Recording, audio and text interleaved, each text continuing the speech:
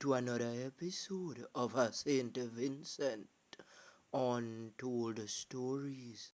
On this episode, we feature Carla Quao, a youth from the Chansey area that was this week sent to the graveyard by unknown assailants. Please remember to hit the like button, and if you are new to the channel, hit the subscribe button. And if you wish to see more videos like these, please remember to hit the notification bell or the bell icon. You see, Carl was a youth that was well known to police. Back in 2022, Carl and another boy was caught with a homemade machine. When I say homemade machine, I mean the things that send you to the graveyard. You see, those machines are not easy to make. You have to be skilled in order to make one. So Carl was full of skills. A long time ago, those machines were referred to as one pop. The reason why they referred to them as one pop because they could only release one corn at a time. Then after that corn was released, you had to reload again and put in another corn. You see, I knew an individual that lost his hand because of one of those one pops. A man had gave him a one pop, but it started to malfunction, so he decided to fix it himself.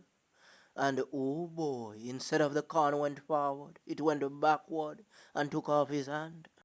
Shortly after the incident with the one pop, Carl found himself in some trouble once again. It is alleged that he went after two boys, and he pulled out a machine. At the time, one of the youngsters was only 16. The man them so frightened that a brown thing came down by their pants, the chamberload. So Carl said to the one that he really came for, "You say you are a bad man? Well, prove it now." And now you understand why we keep warning the youngsters to stay away from badness. Because it have some men who would come for you in the daytime. They would not wait until night. The other boy was so frightened that he even ran past his home. It is alleged that he pushed himself into some grass because he thought that Carl was coming. You see, it was the first time that he was seeing a machine up close and personal. The allegations are that Calder found himself with some bad company and he started to sell the wider substance. And one time he had other substance on him and the police caught up with him once again. It is alleged that some wider substance went missing and an individual name was called. And Carl and another individual was recruited to go for that white substance. So they telephoned the individual that they said took the white substance, and oh boy, he did not want to take the rap, so he called a friend's name, and and his friend called a friend, and they told him, "Look, if you don't find back the thing, we are going to send you to the graveyard." You see, Carl was no ordinary street youth. He had a military background training from the cadet force. And the cadet force in St. Vincent is one of the most serious things you can go through. When the man them say, "Jump, jump, boy, jump, signal, boy, right, left, government boots." News broke out that a machine echoed in the Mackey's Hill area. That is a shortcut that people normally use to get out of the busy traffic in the center of the city.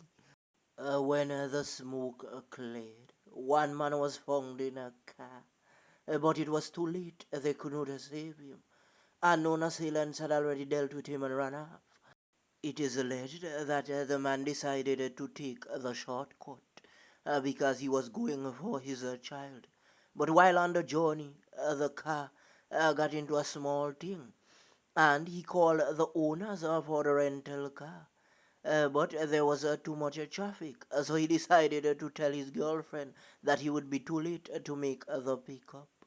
But you see, the man them did bang the line, so they knew where he was, and they came for him brawling, high the time. When the news broke out that a man was sent to the graveyard in that area, people started to say, how could that happen? Where could the assailants have gone? But as I said, these men are skilled. They know the terrains very well. That incident caused one of the biggest traffic jams on the island because it took the police a while to clear the scene. But you see, sometimes when some things happen, there are people who normally see, and some people have cameras, but they don't want to identify themselves because they might think that the assailants would return for them. If you think I'm lying, go out into the street where you live and make some loud noises, and you would see curtains being pulled across from all the neighbors' houses. Investigations were conducted, and the police was searching and searching for the assailants. But in St. Vincent, nothing stays under the radar too long. You see, sometimes the police know the names of the individuals who are involved in certain things, but they can't just go for them like that. They need proof, substantial evidence. It is alleged that some students were standing in the Edinburgh area waiting on transportation to take them home when they heard a machine beating out tack, tack, tack, tack, tack, tack, and they saw a man running, so they got scared. So much corn was beating out that the youths didn't even know where to run. So one of them got a graze from one of the tack, and the men chased Carl into a yard, and Carl had to subdue because they were too much. It is also alleged that a known pastor was across by the building, and he started to tremble because he thought that the men were coming for him. It is said that Carl begged and he pleaded, but the men them wanted him gone to the graveyard. So they beat the machine and beat it, and till they finally sent him to the unknown. After the men fled the scene, the police was called in, and the youth who was grazed by the pow was taken to the hospital. Cole and the school youths were not a friend, so it's not like if they were hanging out with him. It just so happened that when the men them went for a call, that a wild corn grazed one of the youth. And all the stories, we are not here to pull down anyone. We are about helping, and we are about rehabilitating. You see, earlier on in Carl's childhood, he got help from the family court, and that is how he ended up in the cadet force.